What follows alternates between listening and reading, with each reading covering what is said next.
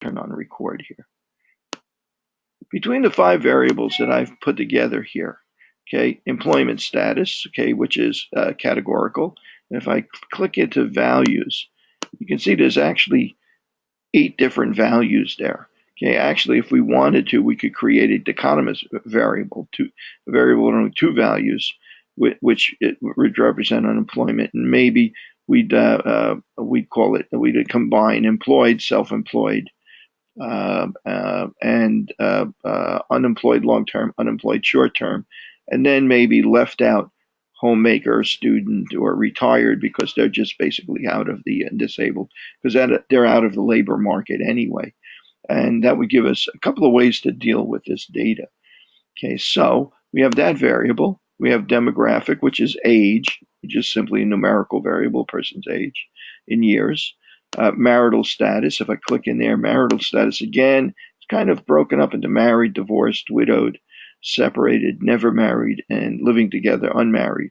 Okay, so we might be able to just break that up into married and then unmarried or something like that if we wanted a dichotomous variable. We'll go, as we go forward, we'll figure out what we're going to do with that.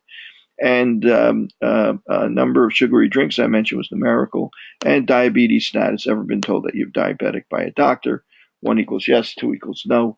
So we can work with that as well. So we could literally, with just these 5 variables, and I picked out unemployment because for some reason I don't think anybody in the past has used that as a project variable. So I feel a little bit more comfortable using that as demonstration, because I don't think anybody is actually focused on that right now. They're pretty much committed at this stage.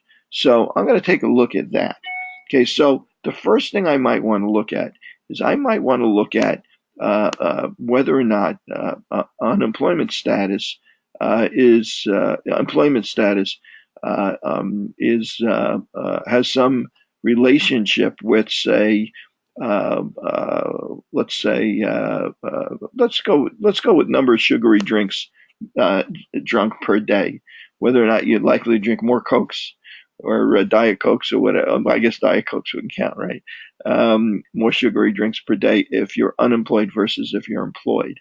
Well, one way to look at this would be the t-test, but a t-test only works if you have a dichotomous variable, like employed versus unemployed. So the first thing I'm going to do is I'm going to create a new variable. Transform, recode it to different variables. Let me know if this is working for you, because I think this will work for most people, right? If you have some specific question, you can type it in there, and I'll make sure I get to it as well. Okay, so unemployment status. Okay, and I'm going to call this employment, yes or no. Okay, just so I know it's dichotomous. And I'm going to say the old values. If the old value was, I have to go back. I have to move this over so I can see it. Oh, I can't get to it. Oh, yes, I can. Okay. Let me move that there. There's stuff on my screen that you can't see that's kind of getting in my way a little bit. Oh my goodness, I can't get to it. Now let me see. I think 1 and 2 were employed. Okay, so I'm gonna make make 1 unemployed. So I'm gonna make this value 1, which is employed. I'm gonna make that 2, and I'm gonna add that. And I think the second one was self-employed. So I'm going to make 2 also. Okay, oops, oh my goodness. Try that again. 1 is 2, 2 is 2. And let's see. So now 3 and 4 were unemployed, long-term and short-term. So I'll make 3 a 1. Okay, I'm doing this because I want SPSS to make the charts up so that unemployed is the value that we're focused on. That's why I'm reversing the numbers here. So I'm doing 3 is 1 also. Oh, so I just did that one. 4 is 1 also. Right? That was the short-term unemployed. And I'm going to ignore the others. I'm not going to carry them over into the new variable. Okay, they were disabled, retired, so on and so forth. Which tests are you? Oh, yeah, exact. That's kind of exactly what I'm kind of driving at here, because I think there's still some confusion about that. Which tests you should use for specific types of variables. Okay, so I'm going to click OK. Okay, so I created the new variable. I'm going to have to code it now. So unemployed, I alphabetized. I alphabetized the variable name so I could find them more easily. So, for instance, just so you know, I could do that by going into data, sort either cases or sort variable names. In short cases, you can pick out uh, how you want to sort it. So variables, it'll ask you which variables that you want to sort by. You want to sort by the type. Which variable column do you want to sort by type? By type, alignment, measure, and so on and so forth. Or that they don't make too much sense, but measure is whether or not it's a categorical or numerical variable. You might want to sort by that to be able to get around them. So I already sorted them, so I don't want to do that. So now, unfortunately, I think it puts it all the way at the end. Yep. So I got to slide this all the way up. Let me see if it grabbed it properly. Oh, no, it didn't grab it. Try this again. There we go. Now we got it. Okay, I'm just putting these together so I can work with them easily. Okay, so now I have a version of that employed or unemployed variable, and I'm going to code it right now, which has two values. Value 1 is unemployed, and value 2 is employed. That's combining self-employed and working for someone else. Okay, so now if I want to see whether an employed person or unemployed person drinks more sugary drinks per day, then I'm going to set up my null hypothesis. My null hypothesis is going to be that there's no difference in the average number of sugary drinks per day that an unemployed person drinks versus an employed person. So I have a categorical variable with two values, employed or unemployed, and I have a numerical variable that is basically numbers, right? So now I'm going to do a t-test to determine that. So I'm going to say analyze descriptive statistics. Now when I go to, compare means, when I go to compare means, I have a bunch of choices. One of them is the one sample t-test. What I would be doing there is that I would be taking a given single value, like for instance, the age of everybody in this population, and comparing it to a given number. Like, is it greater than, is the average age for this population, is it equal to or greater than 50? So I would use that with a numerical variable all by itself. Now, I then have, so that the only place I would use that is I'm comparing the population average, right, to my sample average to a specific value. Well, in this case, I'm comparing two groups. Yeah, we're looking at a single population, but I'm splitting it up into two groups. Employed people, unemployed people, and I want to find the average number of drinks and compare them. So that's going to be an independent samples t-test. Okay, so not a one sample t-test, not a paired sample t-test, because it's not looking at the number of drinks someone is drinking when they were employed, and then they got a job, how many drinks are they drinking when they're unemployed. So you're comparing the same person before and after. That would be a paired samples t-test. So those are the three kinds of t-tests that we would be typically doing. This case, which is most common, most likely, we're doing an independent samples t-test. Null hypothesis is there's no difference between the mean number of sugary drinks that an employed person drinks versus an unemployed person. Mu employed equals mu unemployed. So I'm going to click on this, and I'm going to tell it that the test variable is the number of drinks. That's the one we're going to calculate the average for. Okay, and the grouping variable is going to be employed, yes or no. Okay, and I'm going to define the groups there. And the groups are going to be 1 for drinks, one for unemployed, and 2 for employed. I'm going to click OK, and then I'm going to say, go ahead and figure that out. Okay, so now let's take a look at what we get. Okay, so here's our grouping statistics. It shows that in this group there were 700 people that were unemployed, 4,600 that were employed. That's out of the many more that are in this data set. It's just that like a lot of them were retired or disabled, and so we left them out. Okay, so that's very interesting. 700, 700. The means. Well, look, it looks like people who are unemployed drink more sugary drinks per day than people who are employed. That's kind of a surprise, right? And the standard deviations, they're not the same, but they're not so dissimilar that I would be terribly surprised, right? So let's take a look at what our result was. Okay, actually, for this big a sample, that is a pretty big difference, isn't it? Look at the standard error, right? Because of the sample size. Okay, quite a bit different. So, okay, so we're going to go down here, and we're going to take a look at our t-test. So now this first segment here, let me move it back. The first segment here, Levine's test for equality of variances, is these 4 first boxes here. They are a test to determine whether you should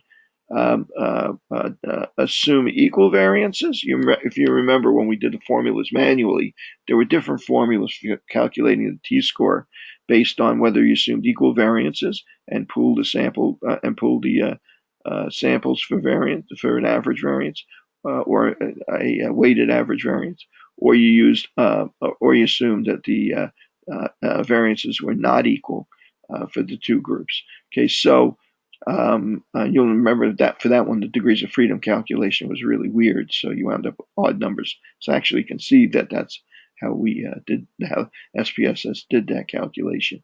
So okay, so the F statistic is 54, and significance of 0.000. That would normally we would say we would reject the assumption that the variances are equal, and we would use equal variances not assumed instead. So to be honest with you, most of the time it's not going to make a difference because the differences are going to be small enough that it probably will not alter your judgments as to whether you would accept or reject a null hypothesis. So the t-tests in both cases are quite large, right? And if we go across here to take a look at this at statistical significance, the significance or the p-value is less than 0.001. So we reject the null hypothesis and we accept the alternative that there is a difference in the amount of sugary drinks that these 2 groups drink. Okay, so that's our t-test. And what was that again? That was for a numerical, that was for a categorical variable with 2 values. And we were looking at a numerical variable with respect to the 2 groups within that variable. Okay, so categorical variable, dichotomous categorical variable, and a numerical variable with a number of drinks. Could have used age also, right? We had demographic, we could have used age also. So now let's go back to the original version of this, which was employment, yes, but where we had 8 different groups. Okay, well, let's say we wanted to compare the employment status of all 8 groups, not just employed or unemployed. Well, now we still want to do a t-test, right? Because we have a categorical variable and a numerical variable, number of sugary drinks. Okay. However, now we have 8 different possible outcomes here, 8 different groups within these variables. So we would have to compare each of the 8 groups to each group to each of the 7 other groups. So we'd wind up with an enormous number of times we'd have to run the t-test, and we'd wind up in a situation where it would be likely that we would wind up making an alpha error, rejecting the null hypothesis when we really shouldn't. Okay, so what we're going to do instead is we're going to do a analysis of variance. Okay, so similar to the t-test. Actually, if we did it if we went back and did exactly what we did, but we chose the analysis of variance for unemployed, yes or no, we'd get the same result as the t-test got. But in this case, we have many more values for this variable. So I'm going to go up here and I'm going to say analyze descriptive statistics. Let's see. Oops. Compare. Wait. Compare means. One-way analysis of variance. Okay. So now my dependence list. In other words, the values that I'm going to be finding the mean of is going to be my number of sugary drinks.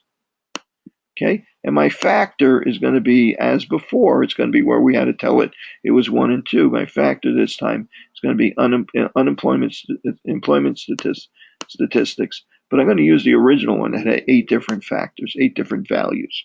Notice it doesn't bother to ask me which numbers to use here, right? Because it's going to use all of them. Okay, so we may go ahead, if we get a positive result, we may go ahead and go into post hoc tests. But let's do our analysis of variance first. What's our null hypothesis? Our null hypothesis is that there's no relationship between your employment status and the number of sugary drinks that you drink. That the means of all of these 8 groups, employed, unemployed, long-term, unemployed, short-term, self-employed, disabled. So none of these, no difference in the means of consumption of sugary drinks per day among all of these different groups. And our alternative is that there's the difference in the means of at least one of 2 of these groups compared to each other. So I'm going to click OK and get a result. Okay, so let's take a look at our result. Okay, so our F statistic, you might remember when we did this by hand, we calculated the sum of squares, and then we used the degrees of freedom to divide into the sum of squares to give us the mean sum of squares for each of these 2 within the groups, and between the groups, the averages of the different groups. And we found an F statistic of 18. And that's large enough for this particular number of degrees of freedom. That's large enough for us to say that the probability of being wrong if we reject the null hypothesis is less than 0.05. In other words, our significance or p-value is less than 0.05. So we reject the null hypothesis. So that says that at least 2 of these groups, the means are significantly different. And I see that question. I'm going to answer it in a second. Okay, so I'm going to go here and I'm going to go to analyze, and I'm going to go to compare means, back to one-way analysis of variance. Maybe I should answer that right now.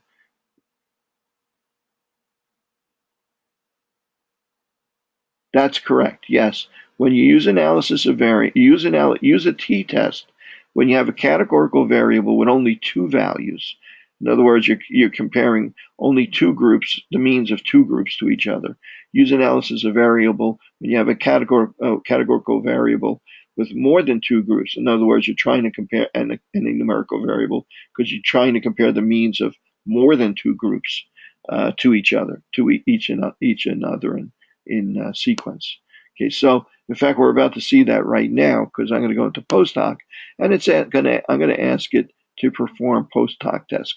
In other words, now go back in and take a look at each individual possible permutation, each way we could compare these means of these different groups. I'm going to use Bonferroni. Okay, that's one of the more rigorous tests. So I'm going to click OK. Okay, so I'm going to look here now for anywhere where the significance is less than 0.05. So let's see, employed and unemployed long-term, unemployed short-term, there's a statistical difference. We can say with 95% certainty, that's a 5% chance of being wrong, that the mean for employed people versus the mean for unemployed long-term, the mean for employed people, unemployed short-term, employed and students, employed and retired, and that's it. Those 4 permutations. So you could go, this gets repeated a number of times as you go through all of these different outcomes. So you'll notice self-employed versus unemployed short-term. You'll notice that you can reject the null hypothesis that, but just barely. Right? So you can go through these, find wherever that comes up. But you'll notice that on occasion, for instance, employed versus unemployed short-term, self-employed, let's see, employed versus self-employed is here, and employed versus self-employed is repeated here, right? I'm sorry. Was I reading the right column there? I think I lost myself here. Right? It's employed. Yeah, these two. You'll see that, for instance, employed and self-employed is repeated here, and employed and homemaker is repeated here, homemaker and employed, and so on. So you'll see a lot of these because it goes through every possible permutation and displays them. You'll see it repeated a lot, but don't get confused by that. It's the same result wherever you look for it. Okay, so that's the way we would use, and that's a situation where we use analysis of variance. But let's take a look at another possible way that we might have these variables lining up. Let's say we wanted to see what the relationship was between employment status and marital status. Okay, so let's take a look at what those variables look like. Well, those variables, well, we have a number. Hold on just a second. I got to pause for a moment.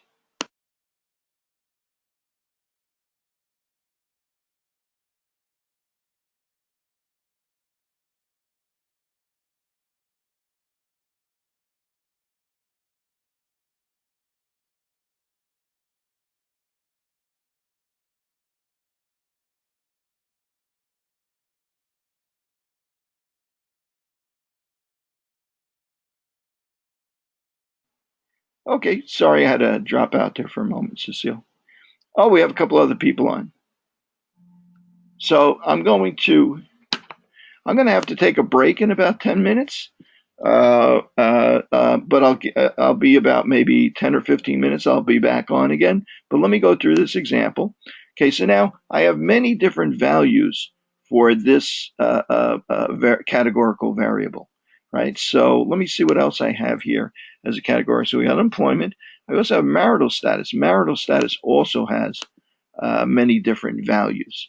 Okay, so I want to see if there is a relationship between employment status and marital status. Okay, I'm going to do that two ways.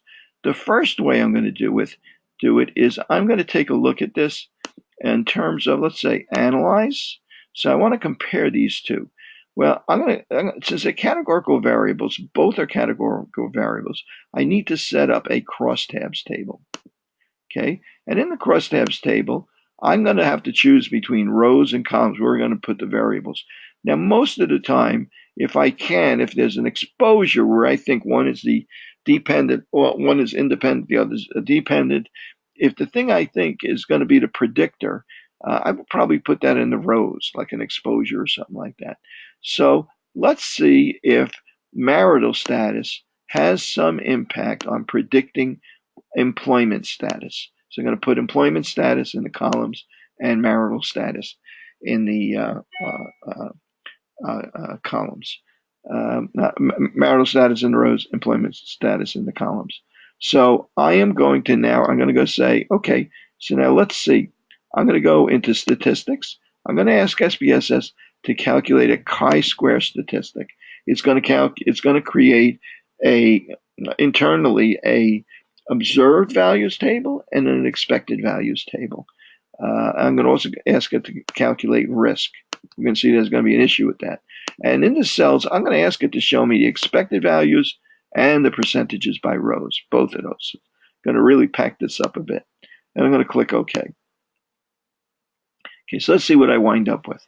Well, here we go. Marital status, divorce. But so if I look at this, by marital status, 57%. Whoops. Let's see if I can't make sense of this. Did I do employment status? Yes, I did. So 57% of people who are employed are married. 40 of the people that are divorced, 40% are married, and so on and so forth. So it examined all the different permutations of this. So now if I go down to my chi-square table, I see that my chi-square value is very large, and there's a lot of tables and numbers here, really beyond anything that would really be easy to interpret for us, right? But I see my chi-square value is very large, and my significance is less than 0.05.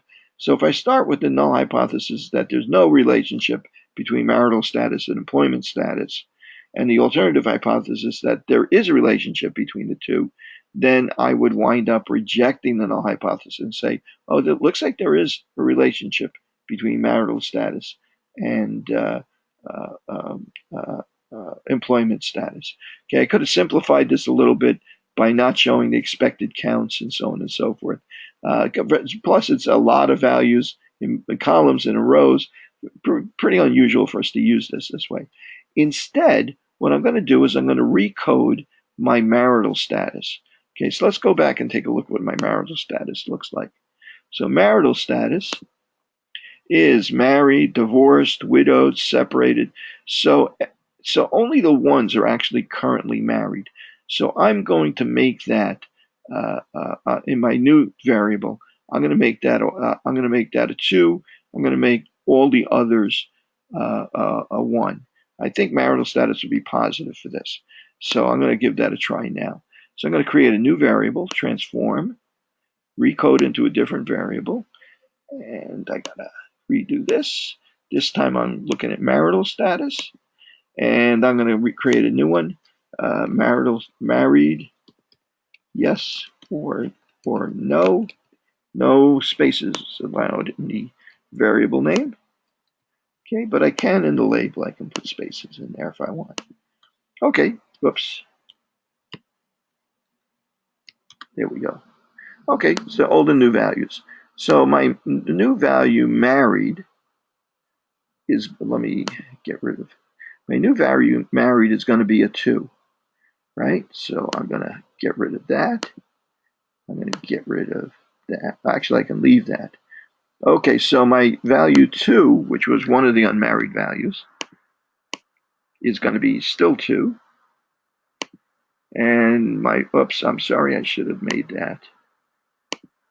My value 2, which is one of the unmarried values, is going to be a 1. And my value 3 is going to be a 1. 4 is going to be 1. 5 is going to be a 1. And 6 is going to be a 1. Okay, so I'm going to move that over. 6 is going to be a 1 also. So I'm going to have to add that. Okay. And I'm going to say, go ahead and change it and say, okay, and we have a new variable. Okay, so now I am going to take that new variable. Okay, I'm going to move it up here.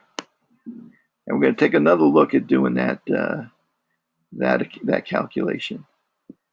Oops.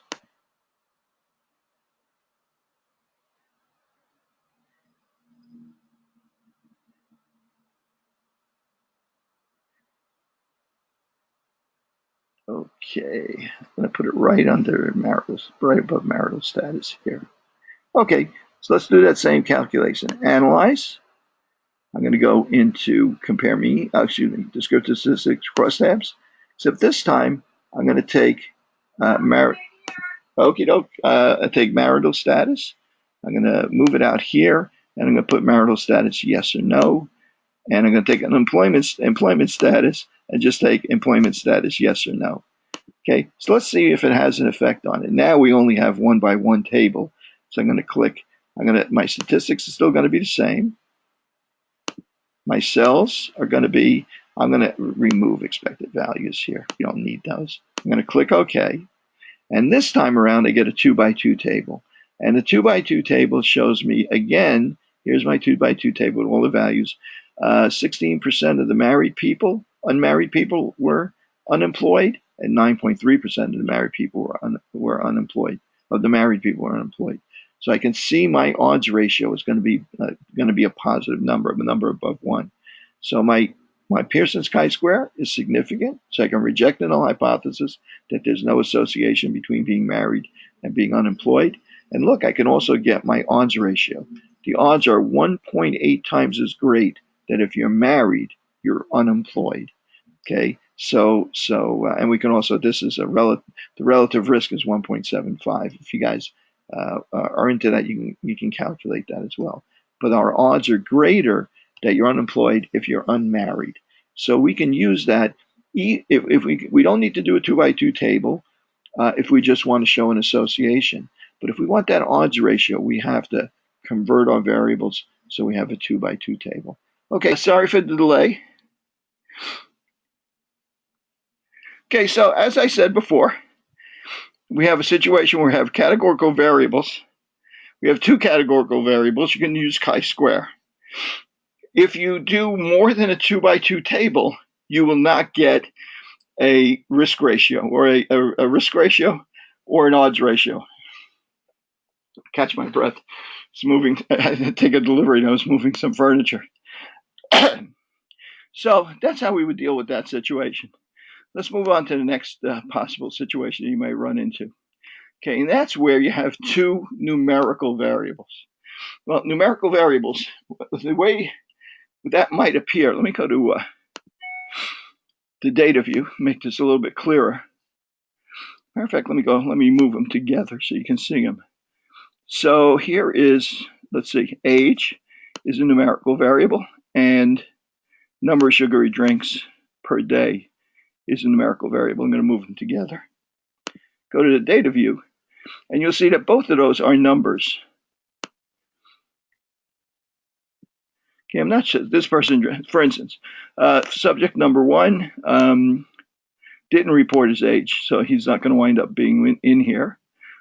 Subject number 2 is 31 years old, doesn't drink sugary beverages. This person's 42, doesn't drink them. Average number of drinks that this guy drinks is very little. This person drinks 6 sugary beverages per day, and he's 36 years old. Don't know how much longer he's going to last. So, at any rate, we have two numerical variables. So now we want to know, and it looks like the basis for this, since there's decimal places here, it looks like they probably asked them how many do you drink per week or month, and then divided by 7 or 30 or something like that to get the average per day. So, but it's still a numerical variable nonetheless. So we want to see if there's an association between age and number of sugary drinks that a person that drinks on average. And both of these are numerical variables, but both of them are going to have a value. Like the value for age is going to be 31, and the number of drinks is going to be some number also. For this person, the value of age is 36. The value of number of drinks is 6. For this person, age is 40. Value of number of drinks is 1. So if we plot them on an XY coordinate on a graph, this person is going to be 40 and value 1. This person is going to be X value 36, Y value 6, and so on. So let's see first if we can determine if there is an association, a correlation between a person's age and the number of sugary drinks he drinks. So I'm going to go up to graphs, legacy dialogues. I'm going to go to scatter dot, simple scatter. Okay, and I'm going to move. See now for scatter plot, we don't really care which is the x and the y axis, but I'm going to get into the habit of putting the predictor variable or the independent variable into the x axis, and the predicted value or the dependent variable into the y axis. So in our case, let's see, it's going to be number of 12-ounce sweetened drinks is going to be on our y axis. And the predictor, I think age is going to predict. Person's age may predict how many drinks he might make. So I'm going to put that in there. Let's see if there's a correlation. Cross your fingers because it'll make things easier if there is. Okay, so let's see what we get. This is always a little kind of unwieldy with SPSS when you're dealing with big data sets and you want to display them on a scatter plot because there's just so many dots there, right? So I'm going to double click on this, and when I double click on it, chart editor will come. I can tell it to put a best fit line. Let's see if we actually see a nice best fit line there.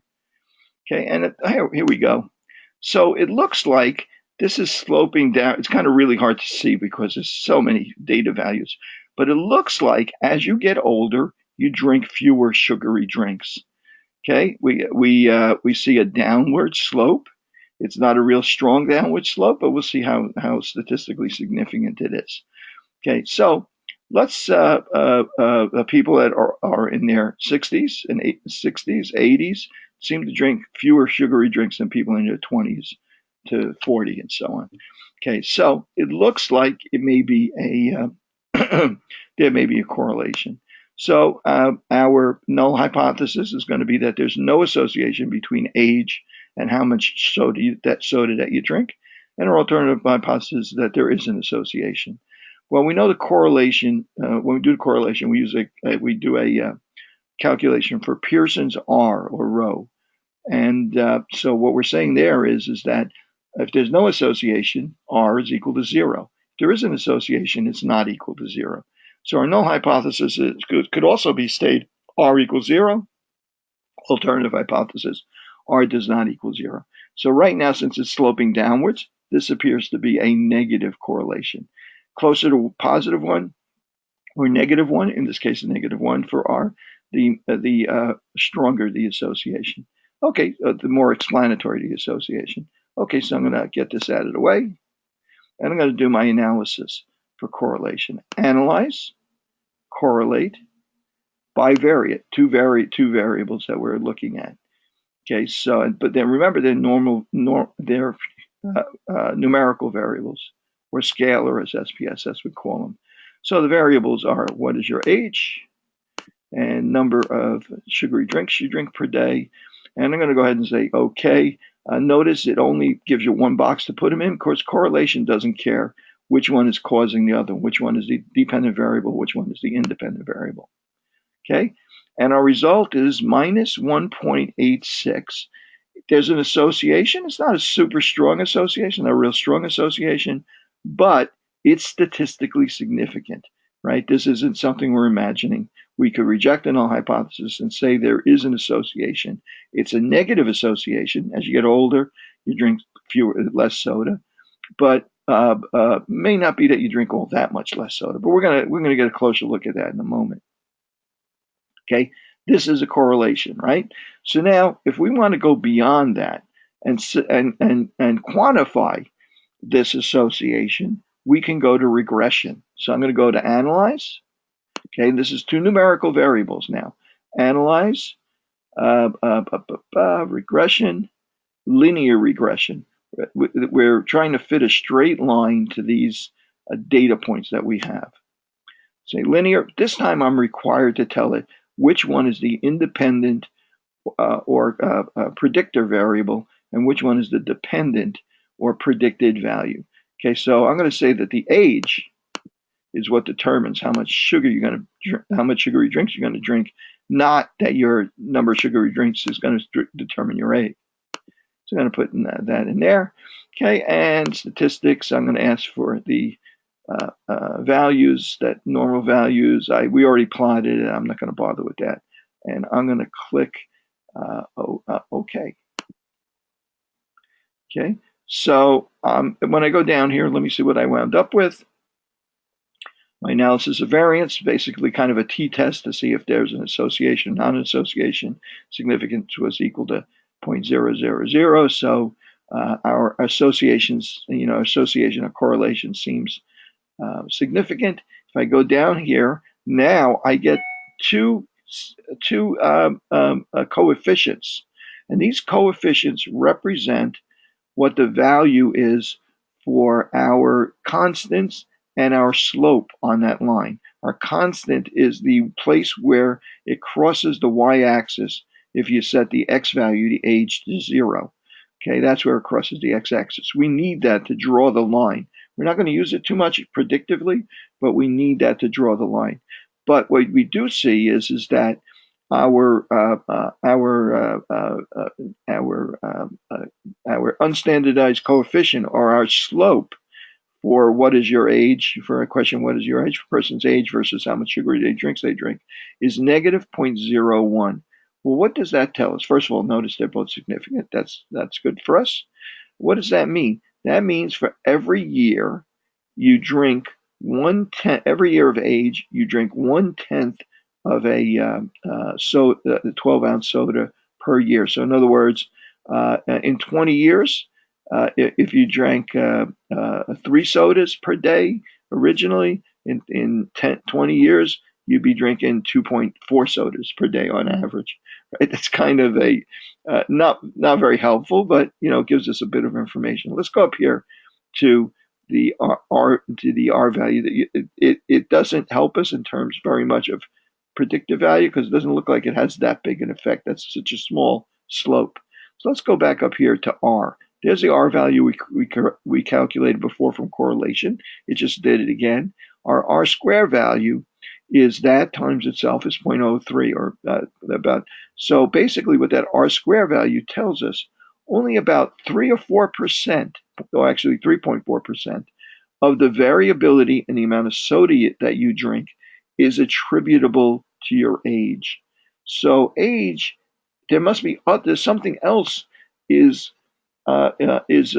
making up the other 96% of what would determine whether or not you would be drinking sugary drinks or not. Like, for instance, perhaps your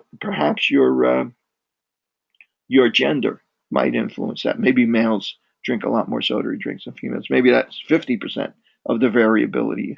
Maybe maybe there's any number of other. Maybe ethnicity has something to do with it. But in terms of this analysis, in terms of age, only about 3 or 4% is attributable to your age.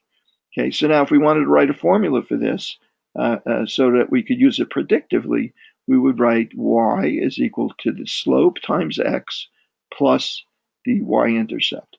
In other words, the number of sugary drinks that you drink is going to be equal to negative 0.011 times your age plus 0.965. That would be the formula that would represent that. If we want, we could have gone up to analyze, regression, linear regression, and we could have asked SPSS to give us to calculate the predicted values. In other words, for each person here, to calculate the predicted values and tell us whether or not, and tell us what it would have predicted for each person's age.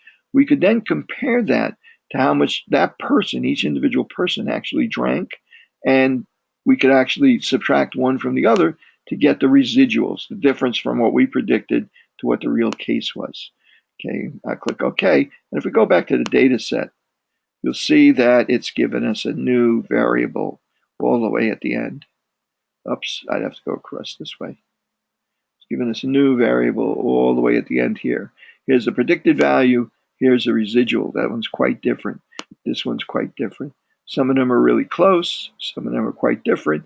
We would expect that these residual values would be normally distributed unless there's something weird going on with the data. Okay, so at any rate, that it would give us that for each individual person. Didn't do it for these because I guess we didn't have one of the variables, the age or the number of the drinks, sugary drinks that they drank. Okay, so that's linear regression. Now, what about multiple regression? That came up also, didn't it? Multiple regression. Well, let's take a look if we can add another variable here. Okay, so for instance, let's see what else might influence how many sugary drinks someone would drink. Okay, and let me see if there's another numerical variable I can play with here. Okay.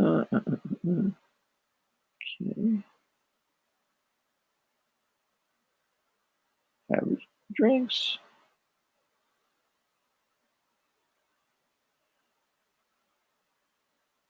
Let me see.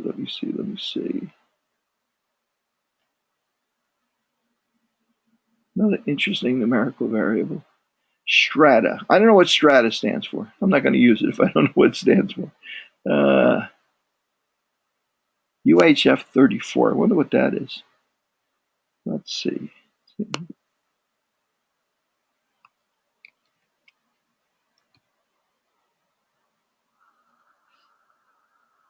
Come on. UHF 34.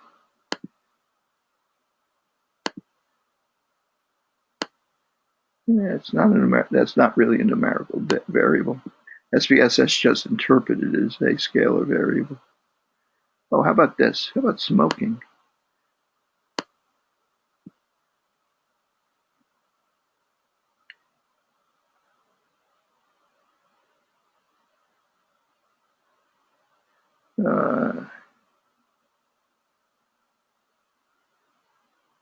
No, I'm having trouble finding numerical variables. Not many numerical variables here, eh?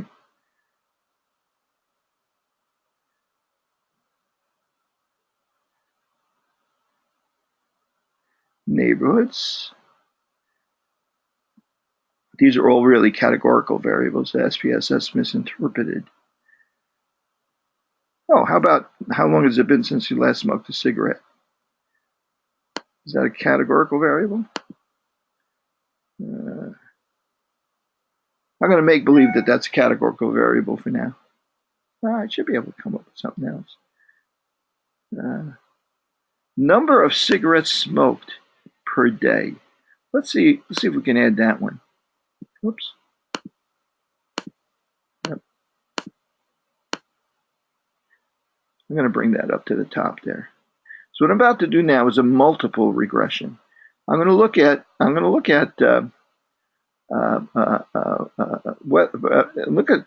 if we can predict how many sugary drinks a person drinks per day by looking at both his age and his how many cigarettes he smokes per day. So I'm going to move this up to, here's his age. I'm going to move it right next to his age. Okay, number of cigarettes that a person smokes per day. So now let's take a look at that and see if there's a correlation there. Graphs, legacy dialogues, scatter plot, simple scatter plot, number of cigarettes per day. Okay, rather than age, I'm going to look at number of cigarettes smoked per day. Click OK. And it does look like there's kind of a correlation there as well. Not a great one, again. Yeah, I can see why some students stayed away from this particular variable. But at any rate, oh, look at that. That's interesting. In this case, instead of going down, we have a positive correlation. It's going up. The more cigarettes per day you smoke, the more soda you tend to drink. Okay, so that's pretty interesting. So let's take a look at that. Let's repeat that. I'm not going to do the correlation this time. I'm just going to go straight to regression. First, I'm going to go down to regression, say linear regression, just do a simple linear regression, except this time instead of age, I'm going to look at the number of cigarettes smoked per day. And I'm going to go ahead and do my correlation. Okay, let's take a look at this. Okay, our R value, R square value is very small again, not very significant. It is statistically significant, but it's not much of an effect. So our adjusted R value is only 1%, only 1% of the variability in the amount of sugary drinks that you drink, or 12-ounce sodas that you drink, can be attributed to how much you smoke, right? So again, not giving us much help here. 0.02 for every pack of cigarettes. Well, let's see. This might be a little bit more interesting. For every pack of cigarettes that you smoke, that's our slope now, right? That's 20 cigarettes. You drink about 4/10 of a sugary drink per day more. Well, that sounds interesting. That may be significant enough for us to be interested in it. Notice that both the intercept and the slope are statistically significant again. Okay, so this time I'm going to combine the two of them. I'm going to say analyze. I'm going to say regression, linear, except this time I'm going to move both of them in here. I'm going to move cigarette smokes per day and age into here. And I'm going to analyze this based on both of these. Both method entered, clicked off. And I'm going to click it down here and I'm going to see what I wind up with. Okay, so let's take a look at this. Well, now notice that this time we wound up with two coefficients. We wound up with a coefficient for the number of cigarettes smoked and coefficient for what your age is. So our formula now would be that the number of sugary drinks you drink per day is equal to, if we wanted to use it predictively, is equal to 0.025 times the number of cigarettes you drink plus minus 0.021 times your age plus 1.5. That's how we would make that formula predictively. However, the real interesting thing here is that when we did it with just age, we only accounted for about 3.4% of the variability.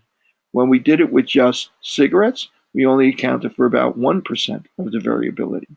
Now, by examining both together in the multiple regression, now between the two of these, we account for 4 or 5% of the variability. So that helped make this, although it's still pretty nasty, model. It made this a more predictive model than if we just looked at age and smoking, number of cigarettes smoked individually.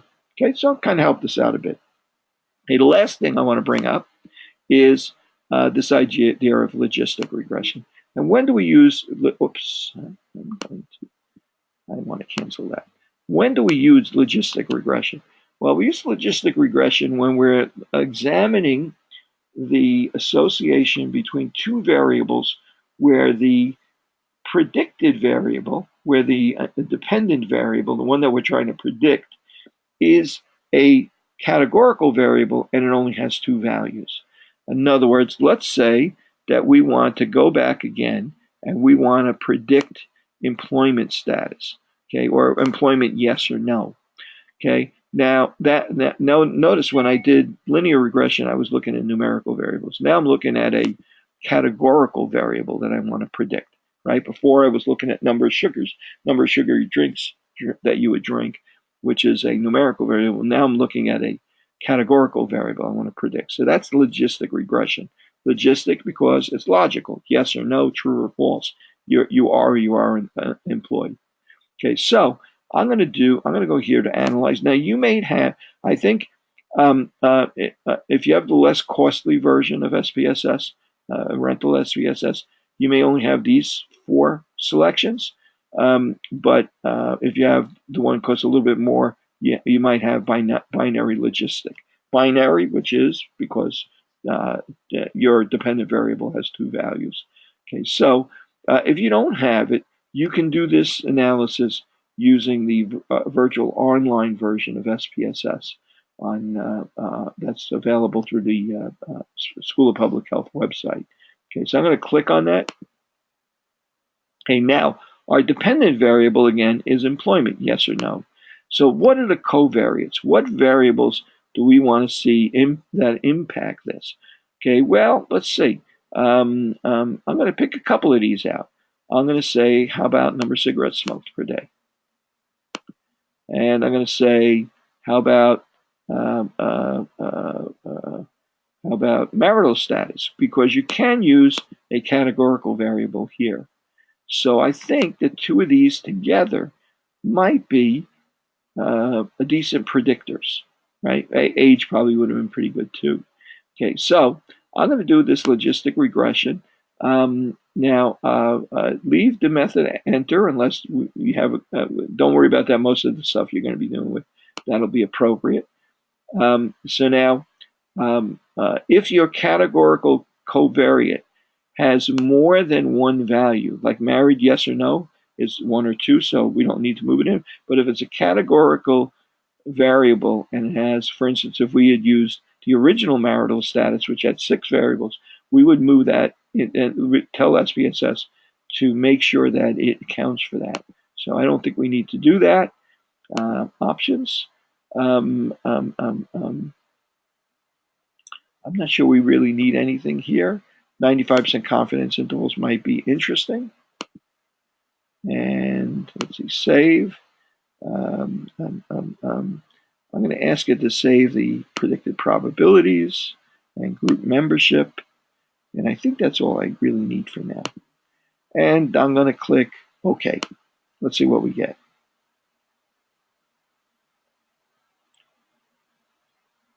Okay, so we get 2 blocks when we do this logistic correlation. This is block 0. This is block 1, method enter. That's when it actually did the analysis for us. This block 0, it's not actually doing the analysis. It's only examining the data. This is kind of telling us how well we would predict whether a person was unemployed or employed or unemployed based on just the data that we have if we took a guess. Like for instance, right here, you can see that among the people that were met these criteria for employed or unemployed in this particular survey, right? 151 were unemployed, 621 were employed, right? So 80.4% of the people were employed. So if you had said, I think that that this person, if you picked a person at random and said that they were employed, you would have been right 80% of the time anyway, right? Because most of the people in this group were employed, right? So right off the bat, without doing anything, you would be right 80% of the time. Okay, so now we can go down here to our actual analysis, and we find that if we associate the two variables with unemployment that we were interested in, number of cigarettes smoked per day, the whether the person was married or not married, we see that we see that a slope, right, a b value. We see that there's some positive association with married, yes or no. Remember, that's a categorical variable, right? And we also see some association, negative association, positive association with married. So if you're married, it's more likely you're employed. Remember, it's looking at employed up there. And if you smoke more, it's more likely you're unemployed. Okay. Well, let's take a look at what the odds are for this. So this column here, exponential b, is kind of a measure of the I'm ignoring the fact that it's not statistically significant, right? For demonstration purposes, this demonstrates that the odds ratio is less than 1 for a number of cigarettes smoked per day. So in other words, the odds, smoking would reduce the odds that you would be employed, right? But it's very close to 1. So it's almost like there's no effect from cigarettes smoked. Right? In fact, it's not even significant, is it? How about marriage? Well, the odds ratio there is 1.4. In other words, it suggests that the odds that if you're married, you're 1.4 times as likely to be married, to be employed. So we can use these kind of like the way we would use odds ratios. Okay, and we can add more variables to this. Okay, so if I look, let's see, if I look at the classification table here, I got a little bit of a slight problem here, and that is that overall percentage for how well I would classify these whether a person's employed or unemployed is still the same as 80.4, right? So I really haven't improved that the predictability value of my logistic analysis. Let me go back one more time and use a couple of different variables here. Regression, regression, binary logistic. Okay, now, number of cigarettes per day didn't help me. So let me pick instead, how about age? Number of, how much soda you drink? I don't think so. I'm going to use two numerical variables. I'm going to say number of age. I'm going to say age. See if that helps me out. See, what I was looking for here is, what I would like to demonstrate is in my basic analysis, right? I'm not sure why this came out different this time. Oh, you know what it was? It's probably because the data set changed a little bit, because it could be that they didn't have data for some people, and perhaps they didn't report how many cigarettes they smoked or something like that. So they didn't count them the last time out of the whole population. This time they might have gotten counted, or some other people might not have gotten counted. In this group of unemployed versus employed, if we had predicted a person was employed, 86% of the time we would have been right? Because 86% of the people were employed. Okay, so let's see how that compares with after we do our regression analysis. Okay, nope, still didn't help, did it? Right? Yeah, because the R-square values are very small and stuff. Unfortunately, I didn't pick out such a good data set to be able to demonstrate using logistic regression whether or not I could impact on the predictability of whether a person was employed or unemployed. Probably I would have been better off just using married. Wonder if that would work.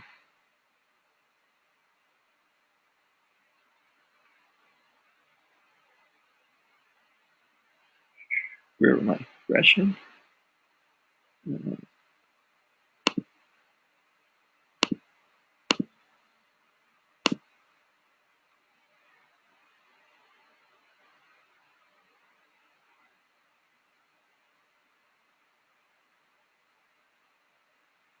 Now this one definitely shows a decent change in the odds ratio. And it's significant. I would have seen maybe I'm not asking it to give me the right table, but I should have seen a increase in percentage of the predictability. Predicted employed, yes or no. 698. And it's the same number as our classification table. Oh, yeah. Hang on a second. Maybe block 0. I'm gonna have to check on that and see why I'm not seeing a difference there. I should at least the last one see a difference.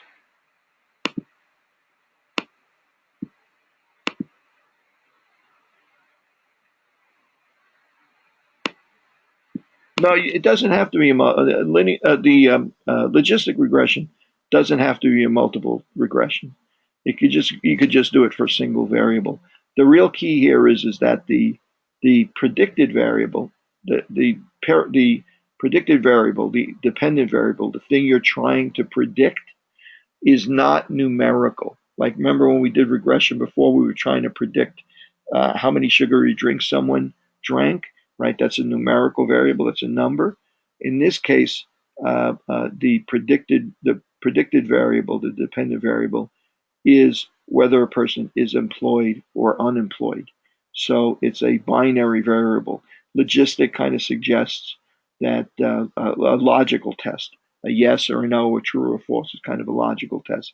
That's why it's only two values. I didn't pick out such great variables here to play with, but hopefully maybe some of your stuff will show a little bit more significant association. I really just did pick these out because actually I picked these out purposely because I thought they were variables that you would not be using in your projects, so I wouldn't be stepping on anybody's toes by giving things away. Okay, so I'm gonna call it a day there, and I'm thinking that I can maybe do another session tomorrow night, and maybe if I have a little bit of insight into the exam, maybe I can go over some material that might turn up on the that I think